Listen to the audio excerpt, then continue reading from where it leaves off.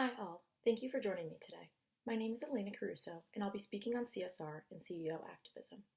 Corporate social responsibility is crucial to business practices and is now becoming increasingly important to stakeholders and consumers. In recent years, CSR has evolved from a separate business practice into an integrated part of core business. As a result, CSR is expected from companies, but this is not limited to brands only implementing socially responsible initiatives. Recently, stakeholders are expecting organizations and their executives to be activists. Most companies have long practiced some form of CSR and environmental, social, governance, or ESG initiatives with the overall goal of contributing to the success of the communities they affect and society as a whole. In more recent years, CEOs are stepping forward to tackle public policy issues and speak out on social issues that align with their organization's CSR initiatives and even extend beyond their core businesses. Public relations professionals need to focus on integrating CSR into their brand's purpose in order to create positive brand awareness, reputation, and trust. ESG is a philosophy, not a program. These initiatives need to have permanence and be more than just campaigns. Forces disrupting companies today include activism, as there is a new wave of stakeholders taking the future into their own hands. The modern chief communications officer and other executives need to serve the interests of all stakeholders rather than just shareholders or the board of directors. In the 2020 Edelman Trust Barometer, 87% of respondents ranked stakeholders, not shareholders, as the most important to long-term company success. This year, in the 2021 report, there was an emphasis on CEO activism.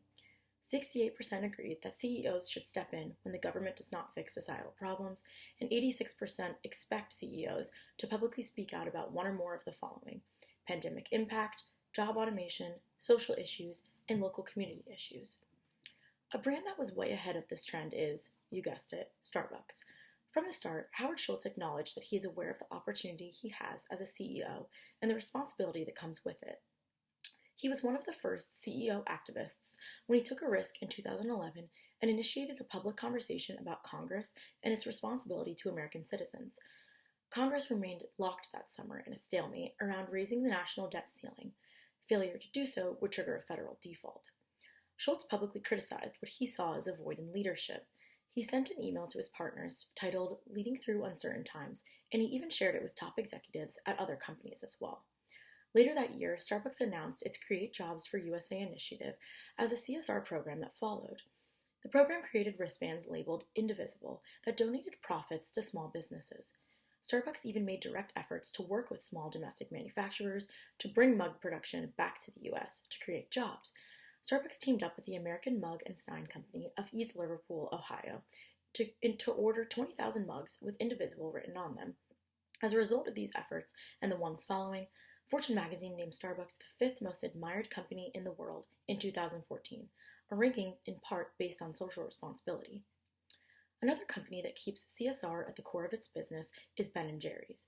According to CEO Matthew McCarthy, Ben & Jerry's is seeing strong growth and has positive data showing that their fans are aware of their social mission activities, which makes them more supportive of their business and more vocal about it.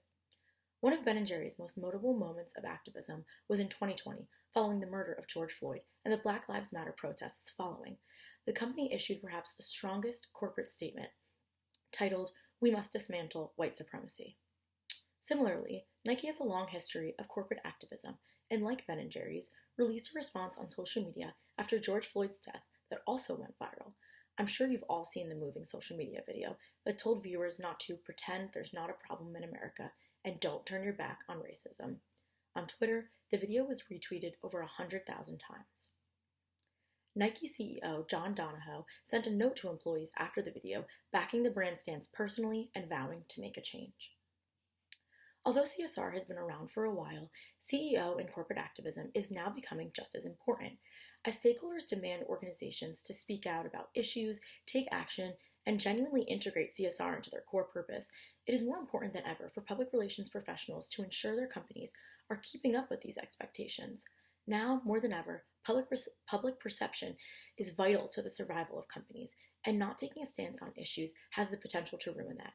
As public relations professionals, we must do our job to ingrain social responsibility and activism into both the purpose and values of the brands we represent.